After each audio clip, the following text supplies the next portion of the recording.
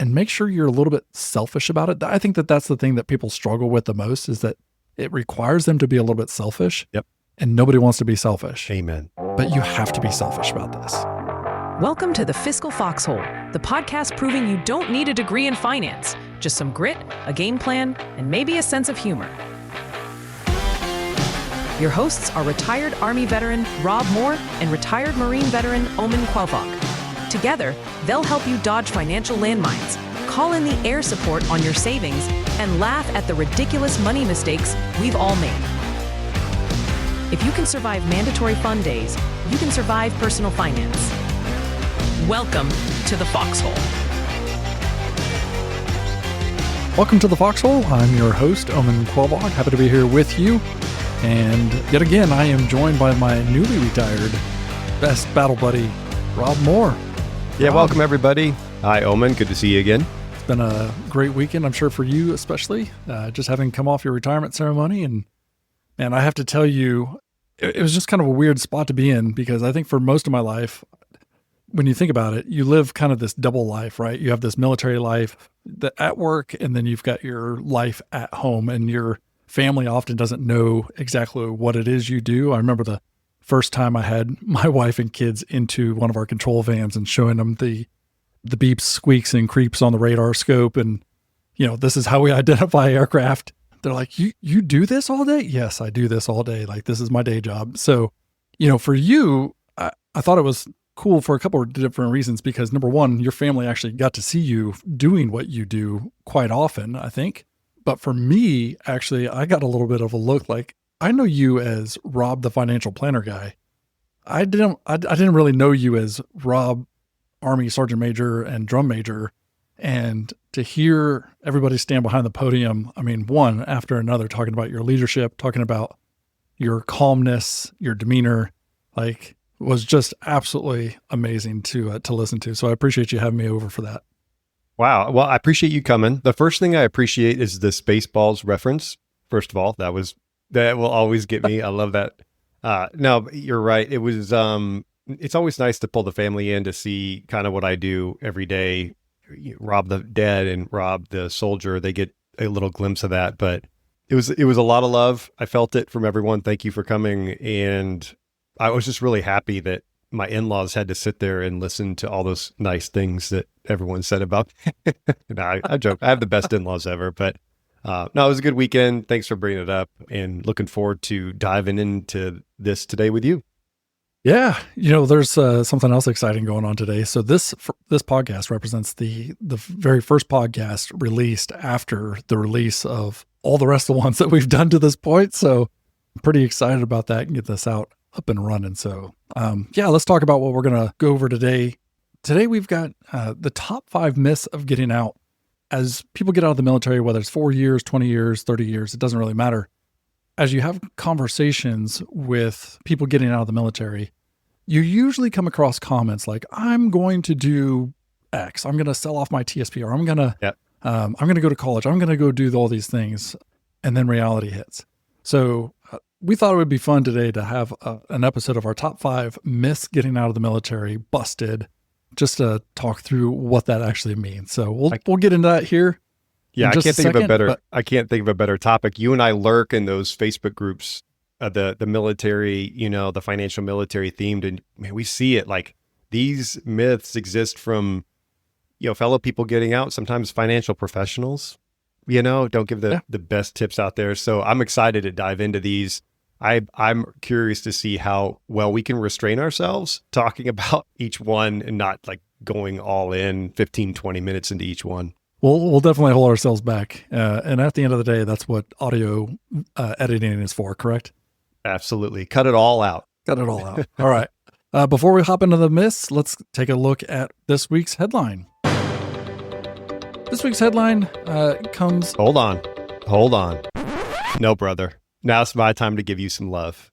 Today's headline is Omen Quelbog, MQFP, is now Omen Quelbog, Certified Financial Professional / MQFP. Congratulations, buddy. Oh, man. I appreciate it. Yeah. It's been... For those listening, sorry to cut you off. for those listening, the CFP is a pretty rigorous standard. I'm actually currently working towards mine, the hours. It's education, a full degree you have to achieve, exam, and then the 6,000 hours, 4 to 6,000 hours of experience. So Omen has just completed his hours and received the official title of CFP. How's it feel? Yeah, it's a new day, right? Like I've been working on this since early 2022, and so to finally have this thing behind me, it's certainly not the end of the story, right? This is actually just the beginning, but that is one large hurdle out of the way. So it feels pretty awesome this morning. Let's chat about that a little bit later in Off Duty after the episode, shall we? Yeah, let's do it. Okay, all right. Great. So for real, today's headline. Titled the headline, New Bill Gives Trump's Order on Alts in the 401ks the Force of Law. This one comes from Melanie Waddell from Think Advisor, and goes a little something like this. Republican Troy Downing from Montana introduced legislation on Tuesday that would give President Donald Trump's executive order on alternative investments in 401ks the force of law. The bill, the Retirement Investment Choice Act, codifies as law Trump's executive order democratizing access to alternative assets for 401k investors, which Trump signed on August 7th. The order encourages participants in defined contribution plans like 401ks to invest in alternative assets, including private equity, real estate, cryptocurrency, commodities, infrastructure projects, and lifetime income strategies. Okay, Rob, that was a lot, right? Let's talk through what this actually means. What is typically in retirement plans now, and what does introducing private equity to retirement plans actually mean? This is a gnarly subject, and I already feel the pull that I've talked about this too much.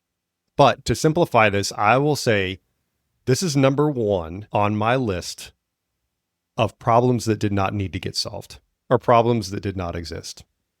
Right. So I'm just going to put my opinion right there up front. Now, to answer your question about what exists right now, typically in 401k plans, retirement plans, qualified employer-sponsored retirement plans, you have a selection depending on the vendor or the custodian, i.e. Fidelity, Vanguard, whatever, of investment choices. These investment choices are usually scrutinized by ERISA, which is the board that oversees these types of accounts, the federal oversight type, thing that makes sure that plan sponsors are doing their job responsibly. Without getting into the details of all that, the bottom line is these plans are intended to be a very simple, easy way for employers to invest for their retirement without being overly complicated, also allowing for other benefits such as employer contributions, etc. But the bottom line is really trying to defend the employee's best interest when they're putting money away for retirement. One of the things that we should probably talk about are these alternative assets in 401ks, and what does that actually mean?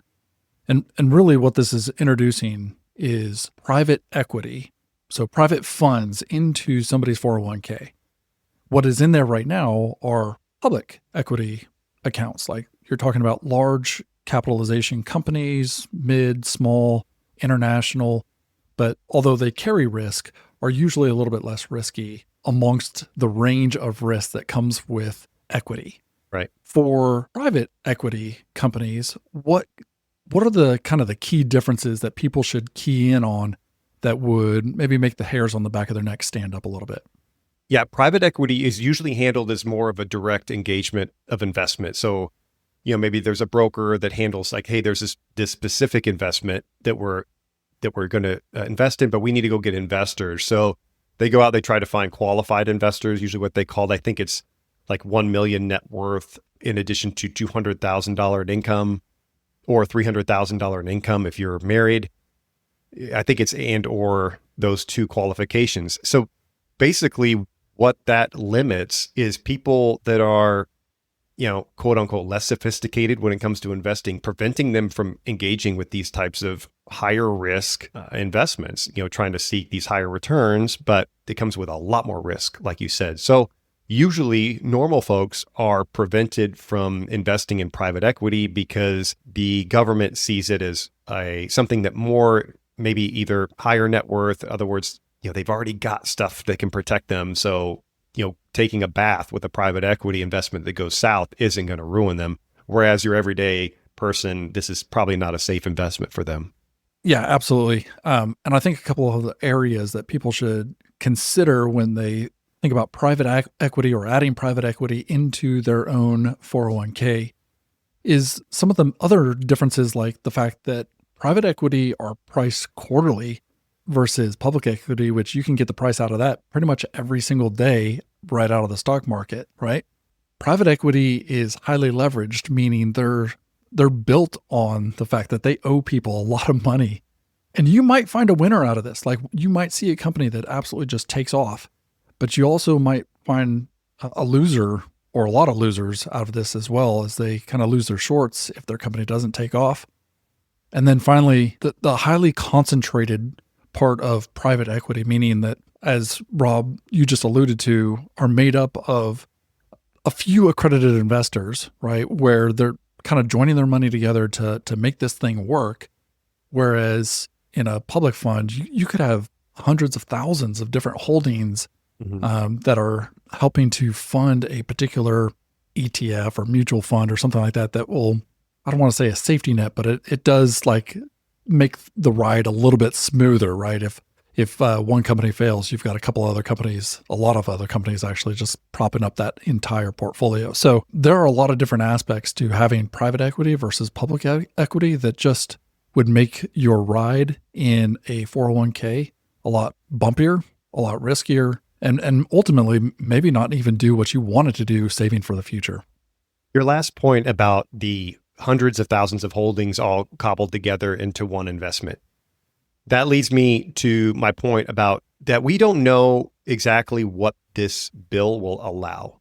All right. All it's doing is saying we're going to provide fiduciary guidance and better regulation or better guidance, or, in other words, releasing fiduciaries that are in charge of these plans, giving them comfort in going ahead and investing in them, or providing them as an option for the employees.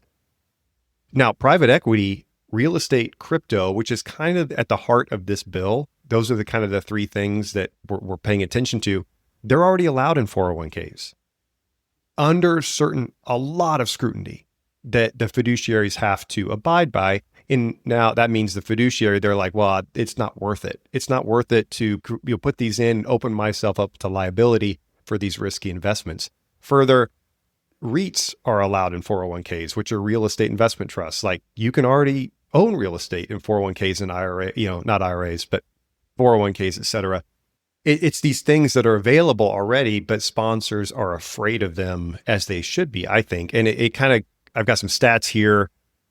Recent surveys, 98% of sponsors are very comfortable with private market investments in crypto and real estate. Did you say are or are not? They are. They have a high degree of confidence as far as their personal knowledge.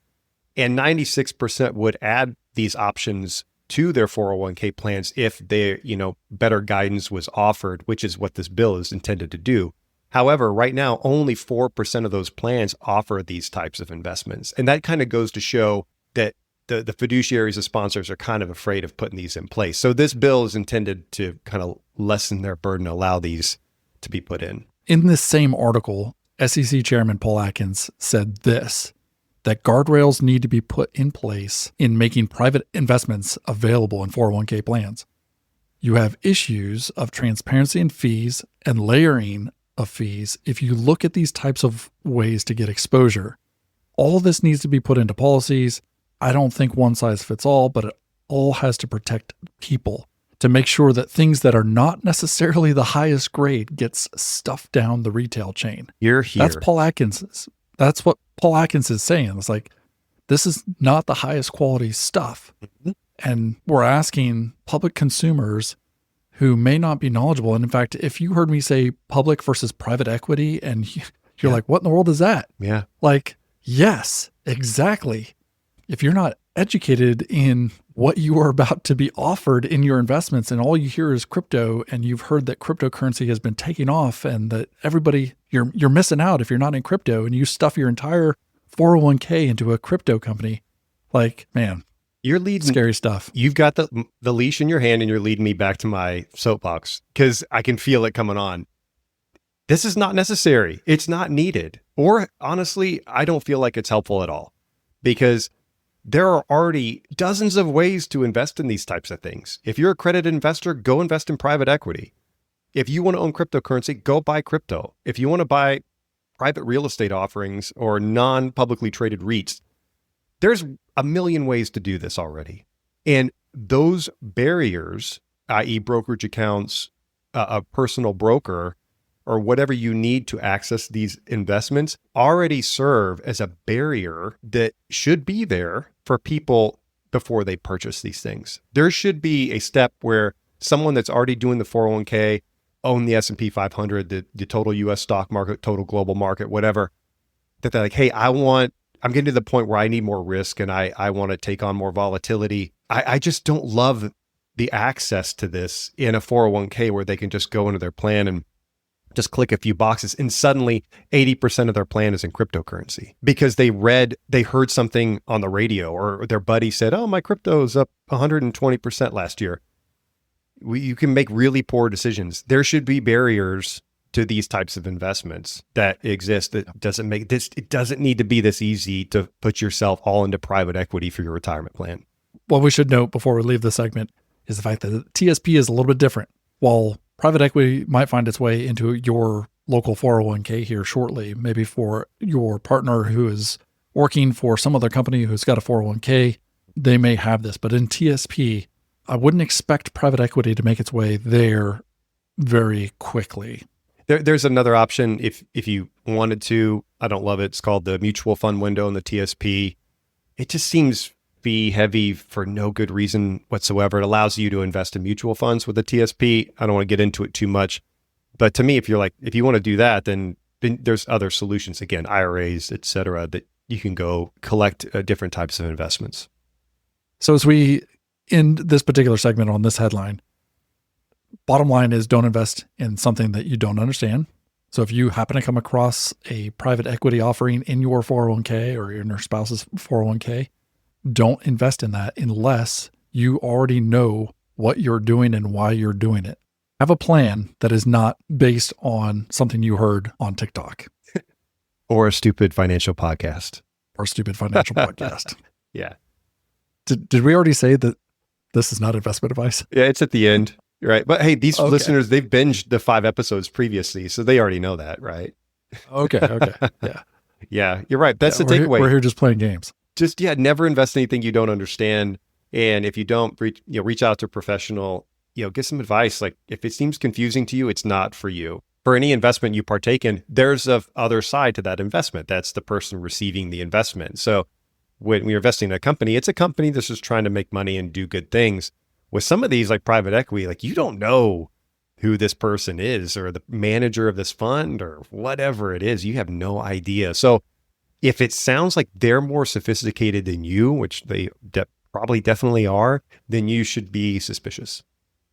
Rob, we were talking before the show. We were looking up who Troy Downing is and why is he the one that is introducing this bill? Yeah. What's in it for him? Because I guarantee there's something in it for him and or his constituents. So look these people up, understand why are they offering. This isn't just out of the goodness of their hearts either.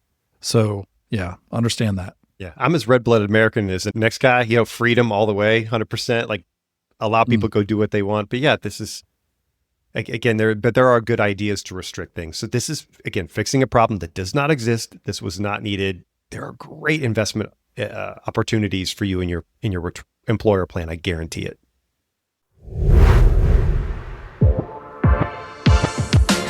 Hi, y'all. Omen here. I know Rob and I have a lot of fun on the show, but I want to take a minute to get serious with you about Rob's financial planning firm, Everman Prosperity. Rob built his firm from the ground up around the core principle of being a fiduciary, serving the best interest of Americans and their families. No commissions, no sales, and no referral fees. Rob believes financial planning should be a transparent, ongoing process that provides peace of mind today and prosperous days tomorrow. Whether you're active duty, navigating retirement the first or the second time, need help managing your investments, or working to build a legacy, Rob meets you right where you are, but will never leave you there. Either click the link in the show notes or visit prosperwitheverman.com today to schedule your free consultation. Everman Prosperity. Pursue your prosperous life. Everman Prosperity LLC is a registered investment advisor in the Commonwealth of Virginia.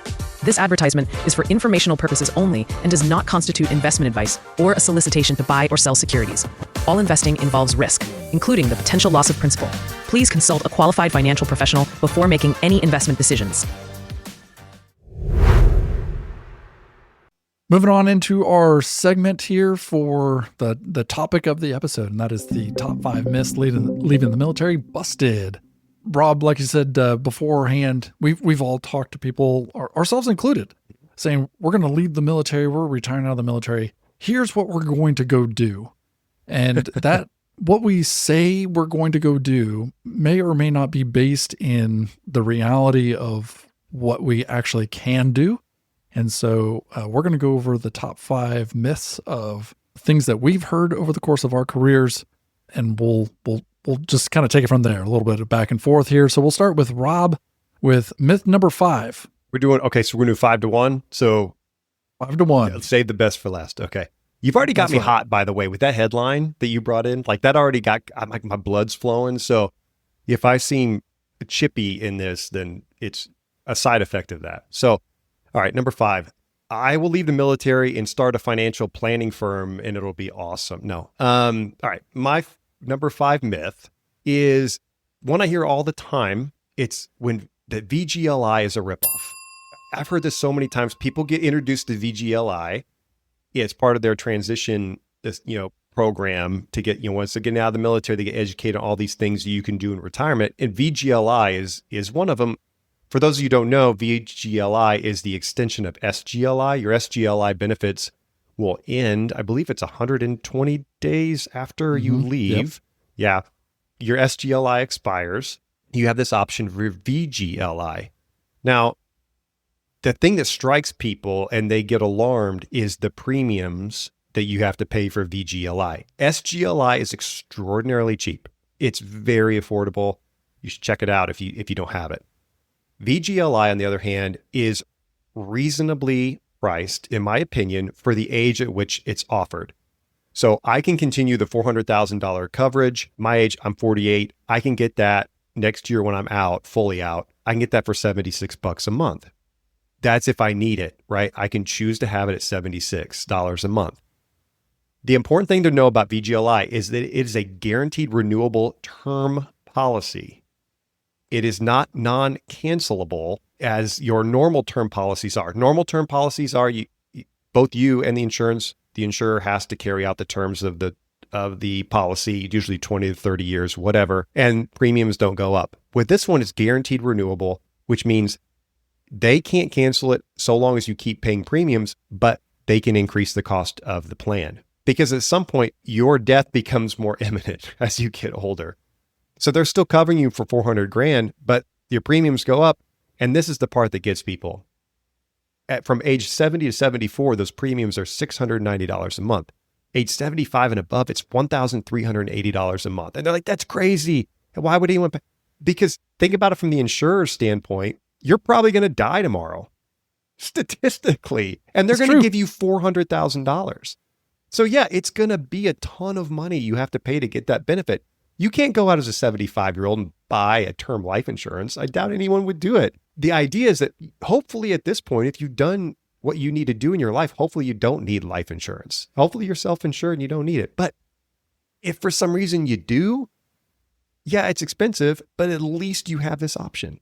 At least you got it. Most people won't even have that option. So it's not a ripoff. It's expensive. It is probably not necessary, but it is not a ripoff. I think it's 500,000 is the new limits for that. But okay, also like this is very timely that I was actually just speaking with somebody last week who is getting out of the military. They're being retired as an E3 with just over 3 years, and that implies this level of need for insurance at a very early time in their life, where if they were to go out on the open market and try to get their own term policy for the next 20, 30 years, they might not even be able to find one. Maybe somebody doesn't even insure them because of this, because of whatever it is that happened. So VGLI in this case might actually be the best thing for them.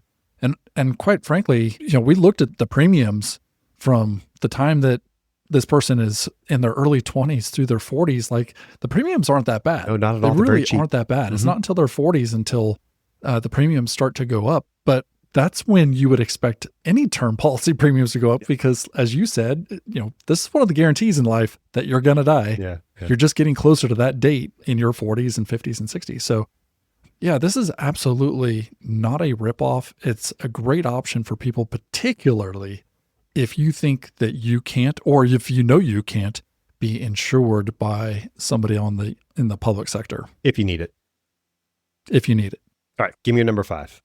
Mine are probably not that detailed, but I have this one here. Yeah. I've been in the military so long, and I'm so disciplined.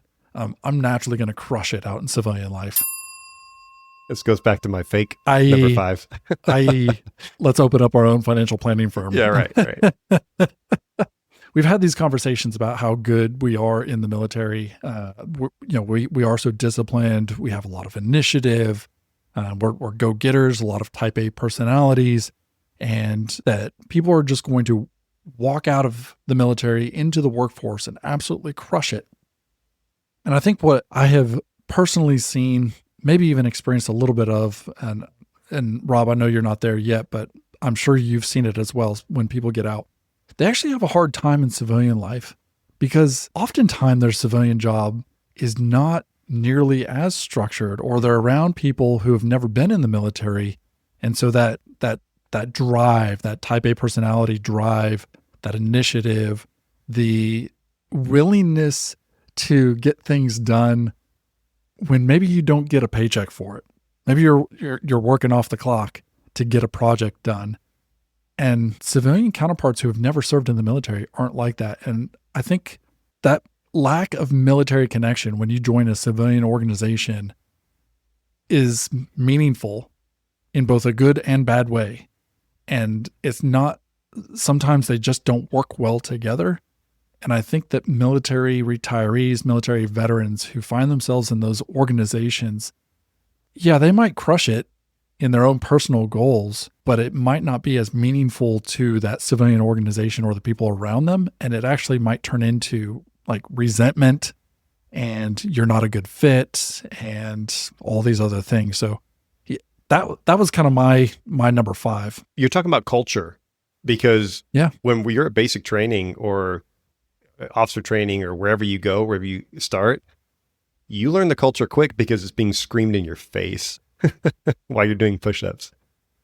But the culture is there for every group you join, civilian, military, whatever. Just be mindful that you've been in a culture for 5, 20, 30 years that you've grown accustomed to in the military, and you might like it. Either way, you've gotten used to it. But just be aware that there's different culture. Just open yourself up, be ready, go in, learn.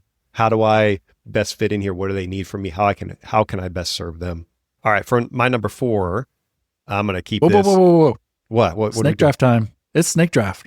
What you get? Like, Well, this is you my get number to go 4. first for number 4.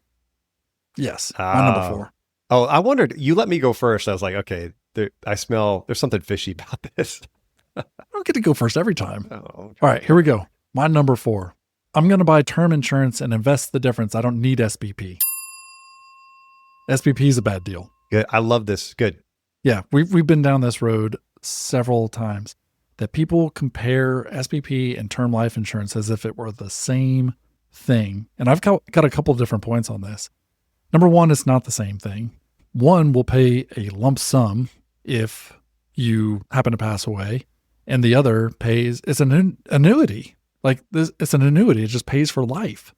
You know, the thing that I think bothers me the most when people assume this, and this is me too. I assumed this. I was part of that crowd until I was educated about it, is that as somebody who is more comfortable making the financial decisions in my house, like my wife really does not like making those financial decisions. I failed to understand that the effect of my term policy or the effect of my survivor benefit plan was actually more meaningful to her than it is to me because I'm dead. Like, I never turned around and asked her the question, like, would you like to have a lump sum that you then have to figure out how to make last for the rest of your lifetime? Or would you rather just get a paycheck every month for the rest of your life? I never asked her that question. And that's not even a numbers question. That's just a comfort question. Like, how comfortable are you doing this? And I'm sure we'll have a financial advisor that she can go to and she can, work through a term policy. But I ended up getting both, right? One to pay off the house and the other one to just provide her a cash flow for the rest of her life and just make her feel better. Yeah. So it is different. They're calculated different. The SBP has so many different benefits that you cannot find out in the civilian annuity plan. So it's, number one, subsidized by the government, which makes this less expensive. The premiums you pay come straight out of your retirement pay, your retirement annuity, and they come out before taxes. So you're not paying taxes on those premiums. You get a cost of living bump every single year with your SBP, not only the amount of SBP, but also your premiums do actually increase as well. But ultimately, this is a way for you to guarantee pay for your spouse and your kids at a really, really inexpensive rate. This goes along with the VGLI, that the government's not making money on any of this. Those myths have got to go away, because like you said, you look at the numbers and the government's not making money on this. In fact, I did look it up. I've done the numbers myself and looked it up. Yeah, the government would benefit if less people elected for the SBP. This is a benefit you've earned and it goes to you. But that should be the least of your worries. Like you said, Megan, you're more concerned about Megan and her experience after you pass away. That's the goal. If the government did make 15 cents off you for this plan, who cares? That's not the point. It's not the point of who got what. The point is you got what you need. And yeah, Megan's going to be fine. She sent me an email the other day. She said, how do I check the beneficiary status on Omen's life insurance policy and SBP? I don't know if that's related, if you guys were doing this research, but maybe hire a food taster. Oh man, for every worth more dead than alive story I've heard. Oh boy. All right. That's a good one. That's a good one. All right. Do I get to go or am I? Yeah, go for it. Okay. Go for your number 4. Okay. For my number 4, I'm going to go back to the nerdy side of things. My myth is that you cannot touch the TSP until age 59 and a half. Disclaimer, red lights, sound the alarm, disclaimer. I highly recommend you keep your TSP invested for as long as you need it. Use it for retirement. That's what you invested it for. However, there's a couple of lesser known options for the TSP that you should be aware about as you transition out of the military, especially as you retire, if you retire at that kind of that mid-50s window. There are 2 options. The first one's the rule of 55. For this one, you do have to retire at age 55 or later. You can't start the rule of 55 if you retire at 52. You have to be leaving the service at 55 or later. You can then elect to start receiving payouts from your TSP penalty-free so long as you've separated from the service. Now, you can earn money with another job or side hustle or whatever, but you can start tapping your TSP if you've retired at 55 or later. There's another rule of 50 for firemen and police and air traffic controllers, but that does not apply for military. For military, it's 55. There's another rule called the 72T, or substantially equal periodic payments. For the TSP, they have to follow RMD guidelines. So this is where you can start getting distributions from the TSP, and you can get it as pretty much as early as you want, but there are much stricter regulations on how you receive those payments. They use RMD guidelines, which is like a life expectancy chart. So you don't get to decide how much you take out. That's decided for you. The other sticking point to this is it must last for at least 5 years or until age 59 and a half, whichever's longer. So if you start the 72T at age 57, then you have to keep that payment structure, that distribution structure until 62. That rule, that 59 and a half does not apply anymore. You got to wait for 5 years. So you got to be really careful when you start doing this, because if you're taking money out in your 50s, you might be cutting out that really heavy compounding interest that starts to grow and snowball until you hit real big R retirement age. But if your costs are low, your expenses are low, and you're living frugally, and you're like, hey, this extra 10 grand a year or whatever is the difference between me, having to find another job or living real happy right now, then this might be an option for you. This is such a great one. Because if you're part of the FIRE movement, the financially independent retire early crowd, you want to be work optional, and you can be work optional, from your 40s or 50s. I think a military retiree is a shoo-in for a strategy like this, right? Because it is so hard to break a plan, as we've already mentioned in the past, for somebody with a military pension. You have that stream of guaranteed income for the rest of your life. You hit Social Security eventually, you'll have another stream of guaranteed income, whatever that looks like for the rest of your life. And then you're only really kind of making up the difference with whatever's in your TSP or other savings accounts. And so, for somebody who is in their early 40s, I retired when I was 43. How old are you, Rob? 48. You're like 50 something. Oh, I'm sorry. Yeah. It's my knees, my back. Got to get that dig in. Yeah. Yeah.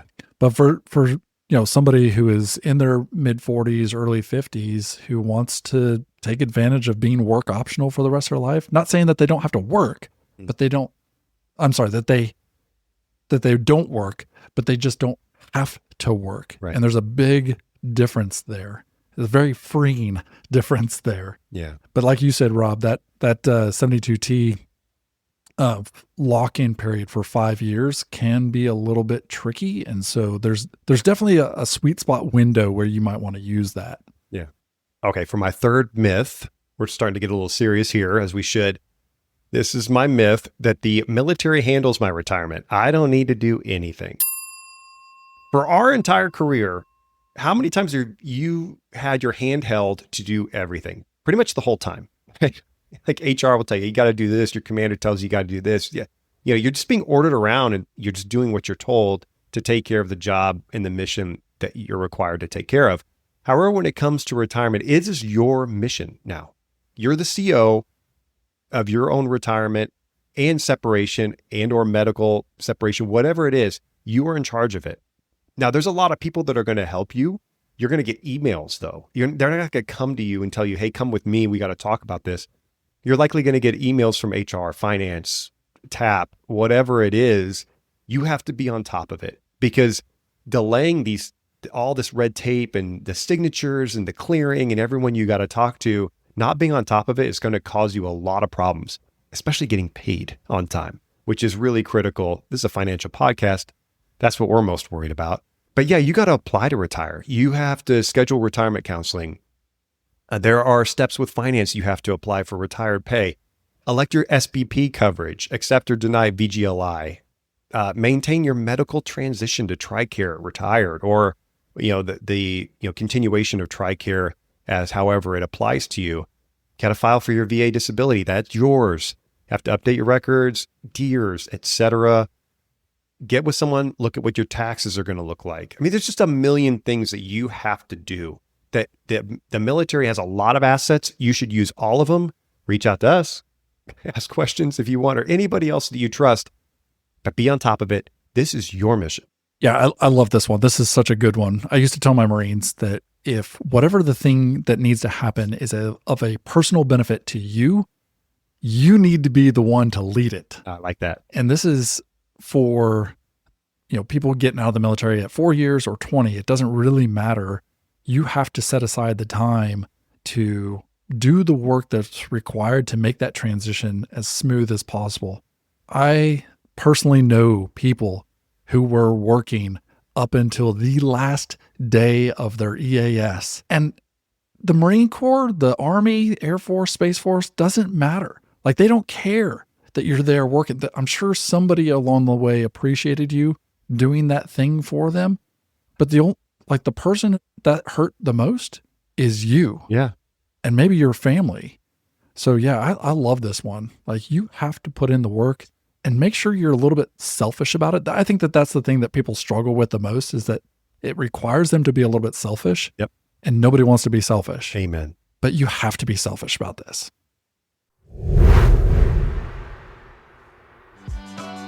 Hey gang, it's Rob here. I wanted to take a moment and tell you a little more about my buddy Omen and his financial planning firm, Formander Wealth Management. As you already know, Omen is a proud Marine Corps retiree turned financial advisor. That's right, his firm is a faith-based financial advice firm focused on the values and life goals of active duty military, military veterans and retirees, federal and state government employees, and of course, all their families.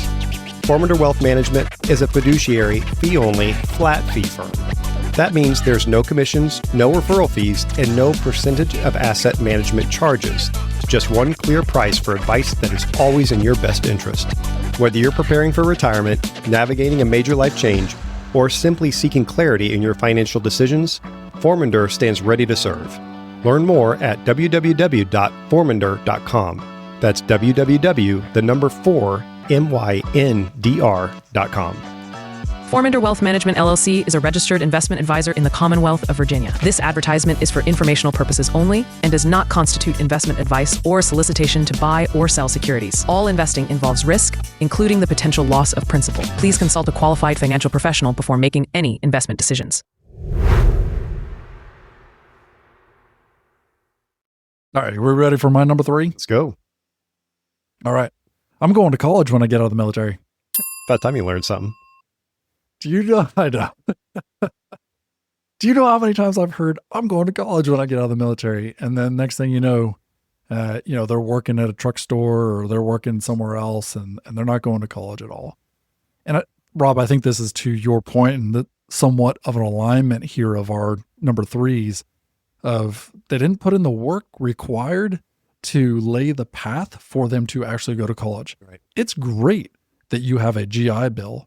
It's great that you have a VA disability rating that maybe gives you some benefit in the state that you're in.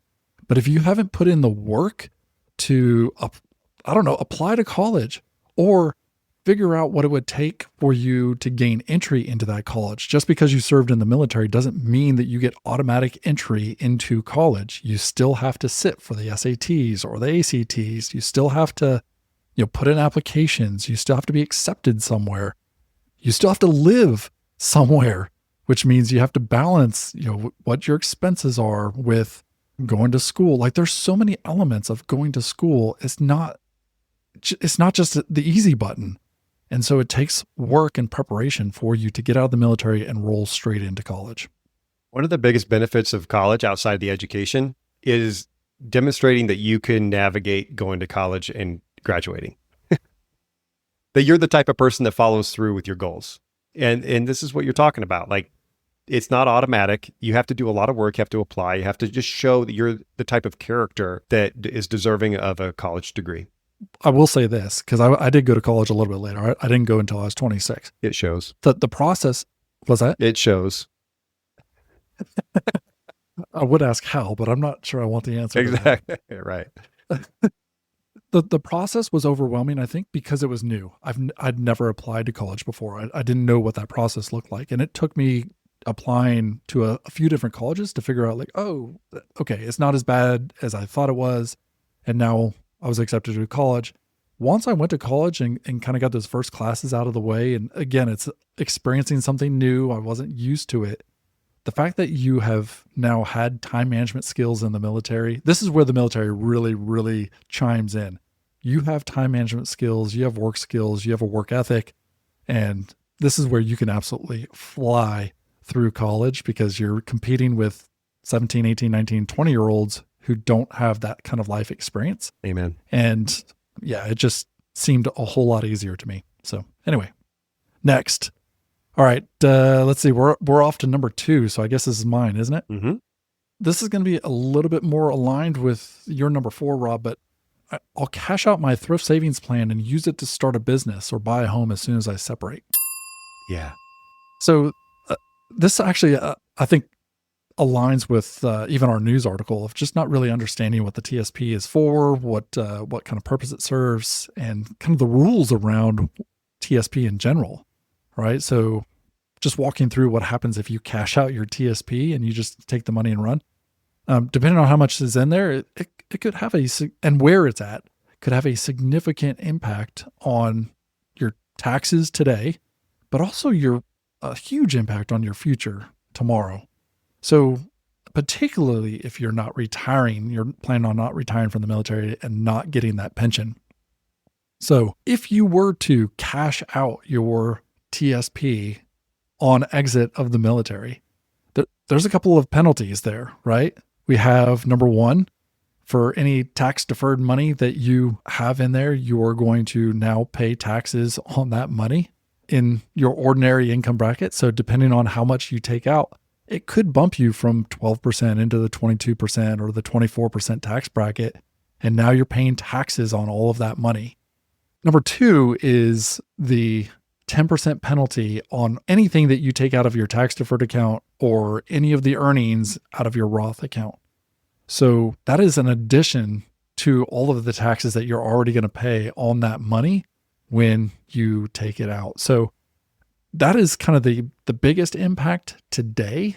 There are a lot of ripple effects that come from the fact that your AGI is now a lot higher potentially. There's some benefits that you lose out. You might lose out on some tax credits, et cetera, et cetera, et cetera. So there are a lot of ripple effects that could occur today if you do that. Tomorrow, as Rob had already mentioned earlier, what you're losing out in compounding.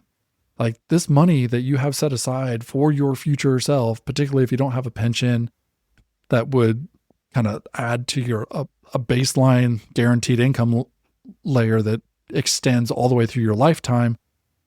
Now all of a sudden you don't have a TSP account that's been compounding for decades potentially, that would then add to your ability to retire comfortably, work optional, and not make you have a job later on in life. So a lot of huge impacts here. I know we're going long. I'm going to pile on this a little bit. To further your point, doing this, taking out your TSP, withdrawing it, in addition to all the penalties and the heavy costs associated, the bottom line is also you're gambling for your future with your current future.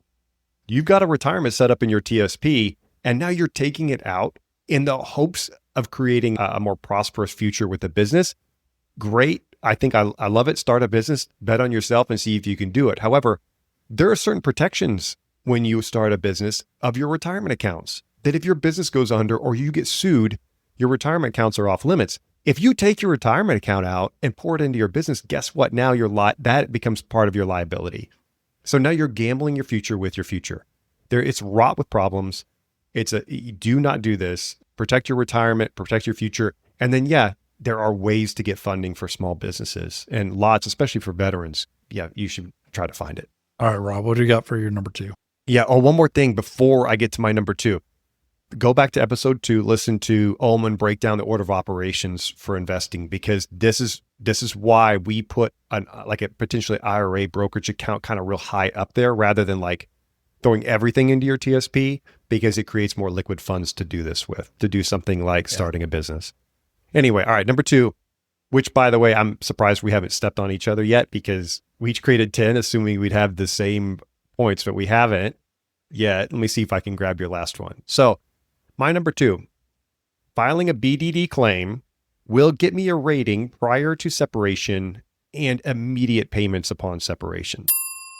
Well, that's a good one. Yeah. That is a good one. This is referring to your VA disability. If you're getting out, if you're medically retired or you have a service-related disability, or you're separating or retiring, you're entitled to VA benefits. Spoiler from a number 1. Now, there's a way to do called a BDD rating, which you get to accelerate, or let me say this better. You can start to do your disability claim before you get out, up to 180 days. I've already started mine. It's a really good idea. However, even I, up until TAP, was under the misunderstanding that if I do that I'm going to receive a rating from the VA prior to my retirement date. That's not true.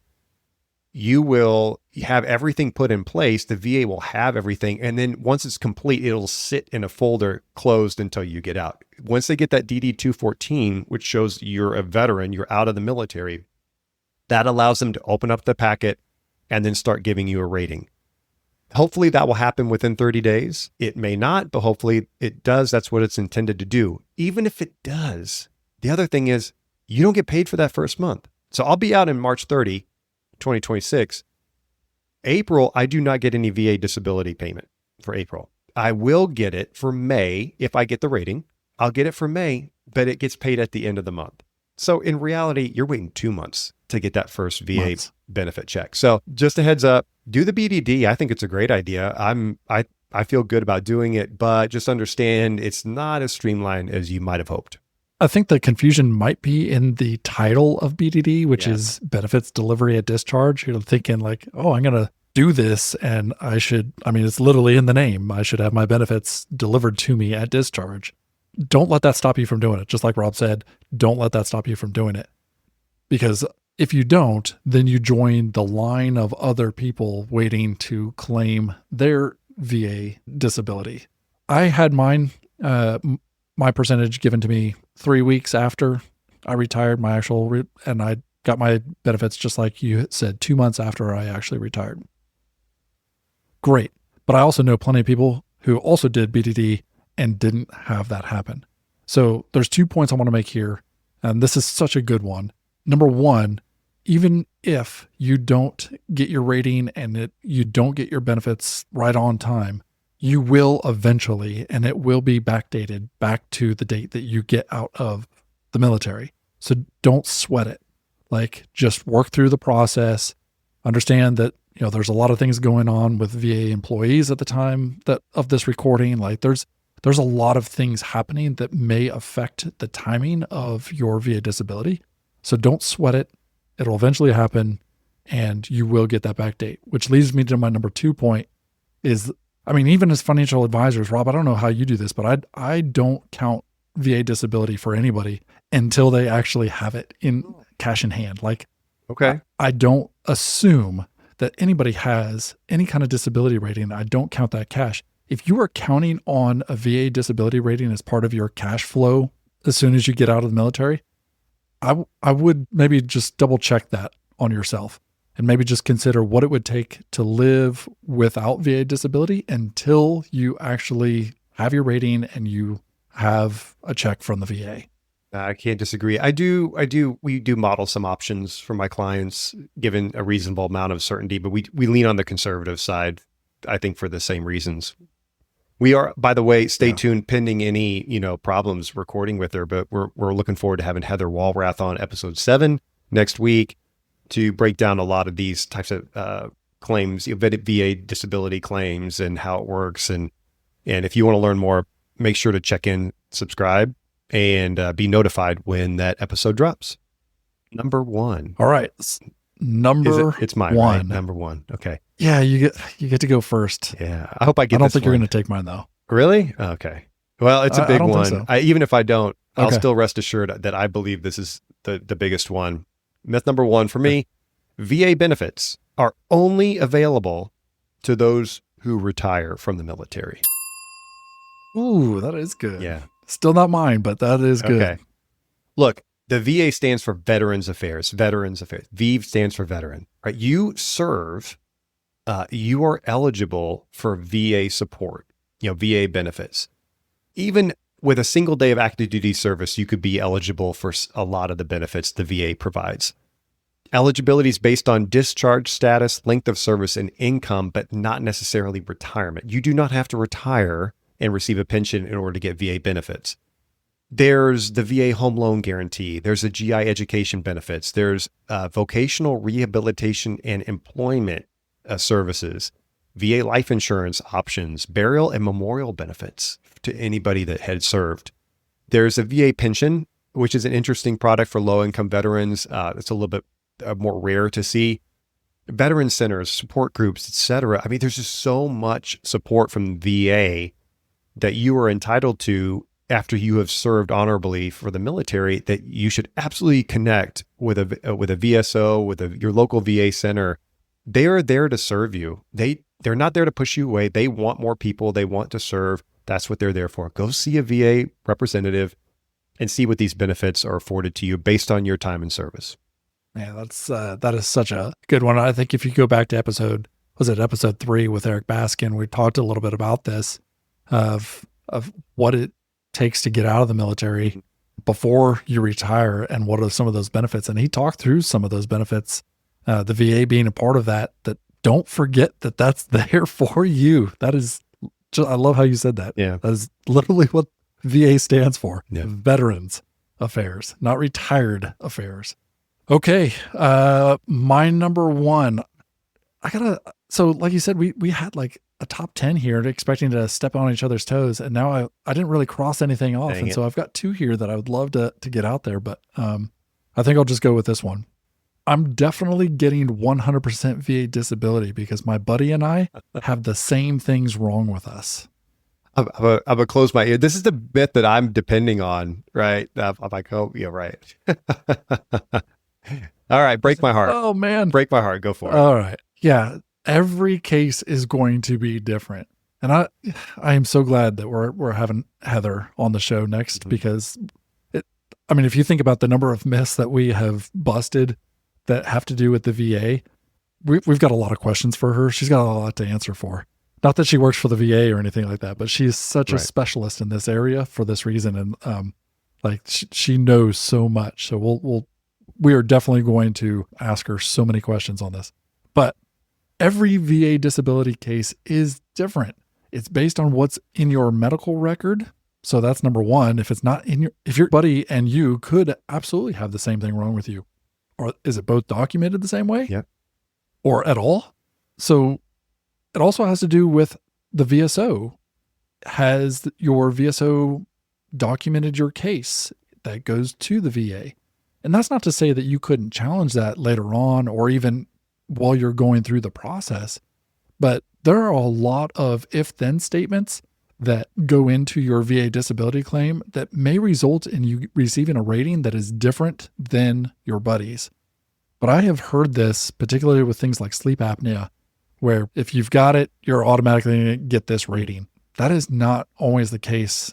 And I honestly think that is probably one of the more harmful myths, that people just think like, oh, I'm going to get this rating and I can go ahead and start planning on all these things that I'm going to get because of that. And that's really tough. Fantastic. Well said. I've got nothing to add to that because that's a trap that everyone falls into. Great warning. Hey, I know we're going a little bit long, but I'm going to give you 30 seconds and I'm going to hold you to 30 seconds. I want to hear the other one if you can capture it, the one you left off, because I've got one too, just real interesting. So I'm going to give you 30, then I'm going to take 30. All right, 30 seconds. Here we go. Ready, buying a house. Ready, and go. Buying a house while you're approaching retirement or getting out of the military using your VA disability. It's the catch-22. You haven't received your VA disability rating yet, but if you get too close to your retirement date or your getting out of the military date, now suddenly you don't have the income record that you need to actually get a mortgage. So the myth is that you would buy a house using your VA disability rating when you get out. 30. But You're you up. can't. Yeah, you can't because you don't have the income. 36 seconds.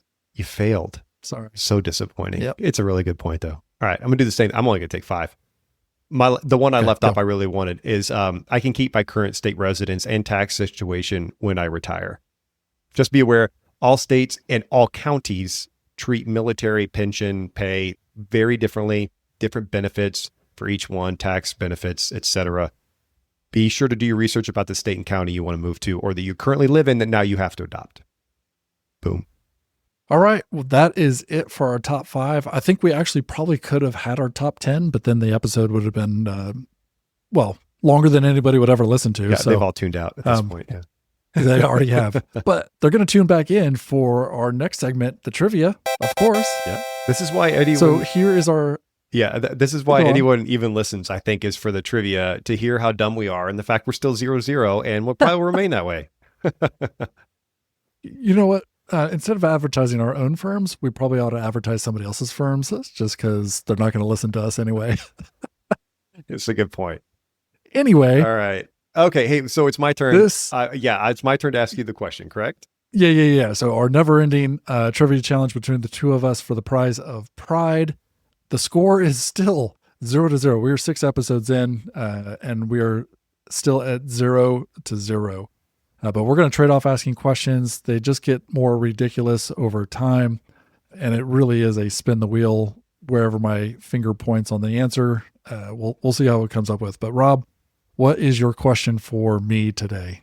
Omen, your trivia question for today is, according to military.com, as of 2022, About 25% of military veterans had a job waiting for them when they transitioned out of the military. Of the remaining 3/4 who did not have a job lined up, that's 75%, how long did it take most of them to find a job? So most of the 75%, how long did it take them to find a job? Is it A, less than 6 months, B, 6 to 12 months, C, over a year, or D, until they sold all of their challenge coins in order to keep their Netflix subscription? You're welcome. I love D, but I'm pretty sure D is out. So I appreciate you,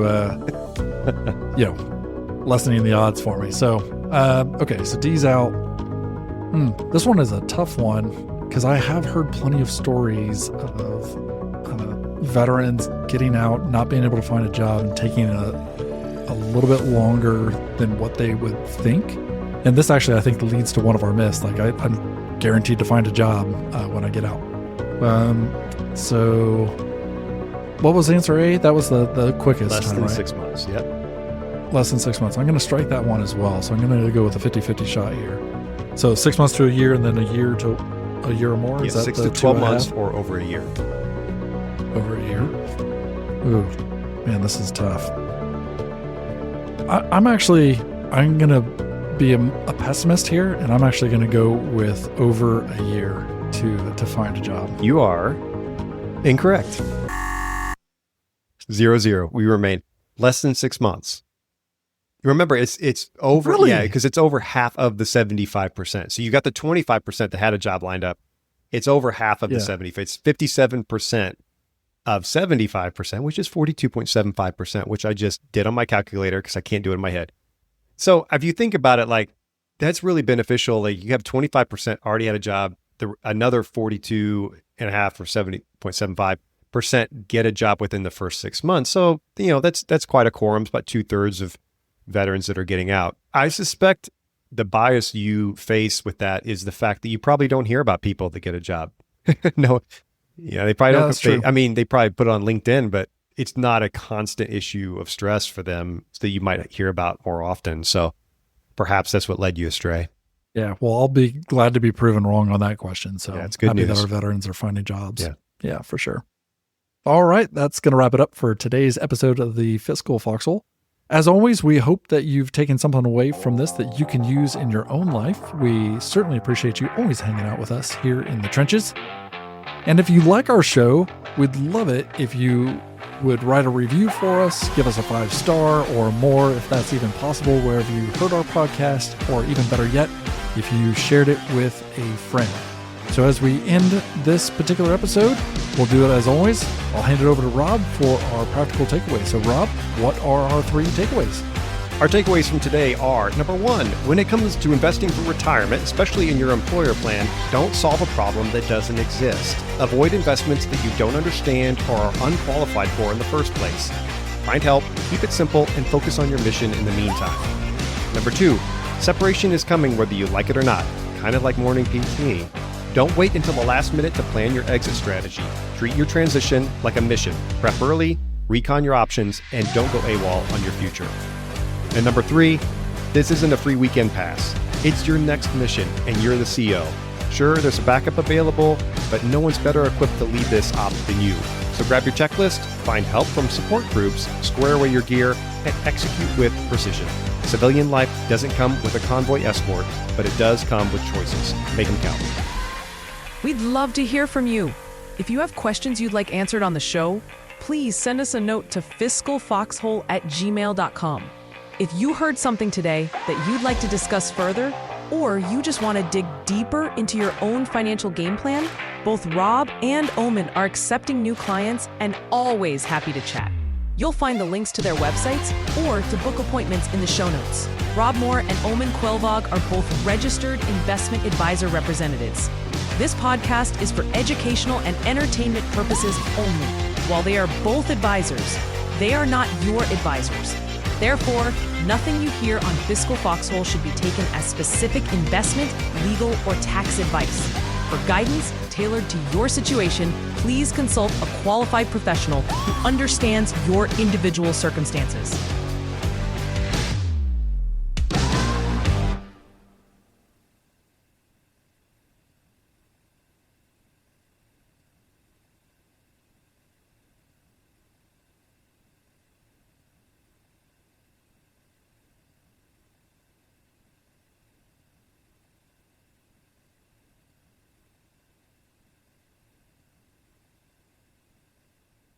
Hey, Omen, sorry about embarrassing you a little bit. I'm just so dang proud of you, man, for getting the CFP.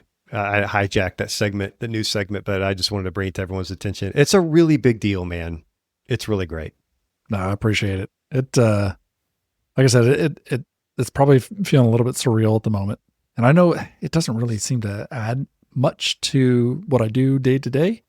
It's three little letters, but I think what it represents is the biggest deal. That was the big transition task that I had. It wasn't all about retirement or VA disability or anything else like that. I mean, those were certainly big deals, but that's something that I started in 2022, and it is finally culminated yesterday. So, would you say it's the hardest thing you've ever done? Include the test. The exam? Well, include everything. Yeah, the exam was definitely, the exam was definitely one of the hardest exams I've ever taken, especially for a multiple choice. You think, it's multiple choice. Like, what could go wrong? Even harder than but our look trivia. At us. We are harder than our I know, trivia. we are 6 episodes in and we're still 0-0. Yeah. So terrible guessers. But, I mean, you have entire review programs built around dissecting questions to understand what the question is actually asking so that you can cross off answers and get yourself down to at least a 50-50 chance. Like that's the kind of exam. And, I'll tell you, when I took some of the practice exams, I was able to finish those in 5.5, 6 hours or so. And I took, I think 2 of those. Yeah. I took every minute but 12 of the 7 hours that we had to do the final exam. And when I got through to that stupid survey screen, I honestly had no idea if I passed or failed. Yeah. No really? idea. Okay. You didn't have a Hardest gut. exam. You didn't have a gut instinct. Nope. Wow. Nope. I'd just been mentally beat down to the point of thinking like, I was not confident by the time I got to the end. Yeah. So I broke it down in the news segment about what it requires. So if you're still listening, it's a degree. You have to get the education. That's the first requirement. You have to go to school, get the degree. Number 2 is that exam Owen's talking about. I with you, man. Hardest thing I've ever done. You said one of the hardest. There's no exam I've ever done that's even close to that level of difficulty. And I think the pass rates reflect that. It's very low pass rate. And then the 4,000 to 6,000 hours, depending on how you do it, that's just a exercise in discipline and getting through it. And now you're there. You got all of that done.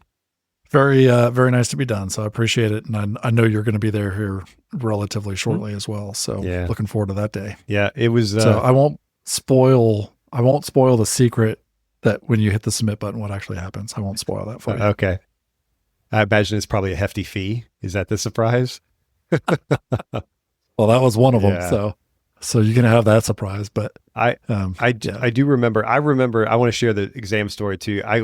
The thing about that exam I remember the most was you go into this testing center and other people are there for all kinds of things, SAT, LSAT, GMAT, what you name it, all these rigorous exams that people, dictate people's futures.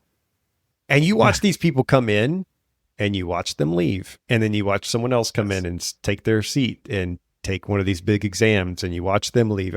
It's like a time lapse of you sitting there at this computer for up to 6 hours while meanwhile everyone's up and running, people are coming and going around you at high speed.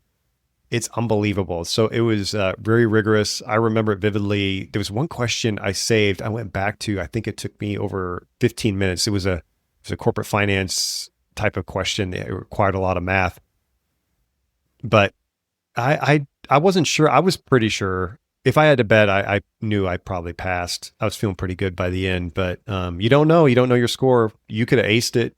I could have gotten whatever the minimum was. Yeah. But we don't know. We just got the pass. Yeah. Which is all that matters. It still drives me crazy that I don't know. But know. The only way you would ever know is actually if you failed, which is crazy. Yeah.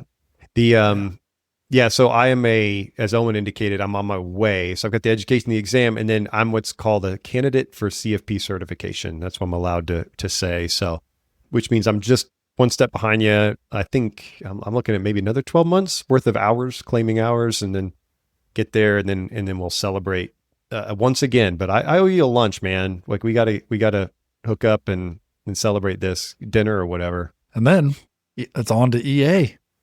Are you doing that too? I'm thinking about doing enrolled agent. You so, glutton. Yep. You just, I know. I just can't help myself. you got the full alphabet. Tax nerd. Yeah, alphabet behind your name. Yep. All right. Yeah. More to follow on that.